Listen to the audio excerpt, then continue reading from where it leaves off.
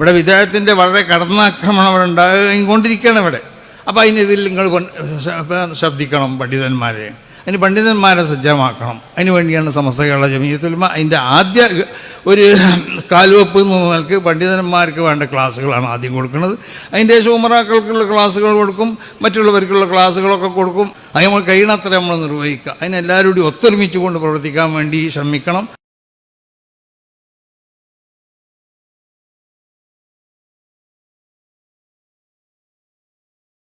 ആകാശത്തിൽ കൂടി പറക്കുമായിരുന്നു എന്ന് അടുത്ത ആളുകൾ പറഞ്ഞു.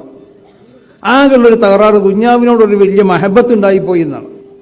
ജനങ്ങൾ ബഹുമാനപ്പെട്ടവരെ പറ്റി മനസ്സിലാക്കി ദുന്യാവിനോട് വലിയ മഹബത്തുള്ള ആളാണ് ശൈഖുനാ ശംസുൽ ഉലമ. ആ ഒരു മഹബത്ത് മൂപ്പർക്ക് ഇല്ലെങ്കിൽ ലഖാറഫിൽ ഹവ, ആകാശത്തിൽ കൂടി പറക്കുമായിരുന്നു. അവരോട് നമുക്ക് പറയാനുള്ളത് ദുന്യാവിനോടുള്ള യാതൊരു മഹബത്തും മൂപ്പർക്കില്ല. അതില്ലാത്തത് കൊണ്ട് നിങ്ങൾ പറയുന്നത് പോലെ മൂപ്പര് ആകാശത്തിൽ കൂടി പറക്കെടുപ്പ് ചെയ്യണം. ഹയാത്ത് കാലത്തും ആകാശത്തിൽ കൂടി പറക്കാനൊക്കെ കഴിയണ മഹാനായിരുന്നു ബഹുമാനപ്പെട്ടവർ.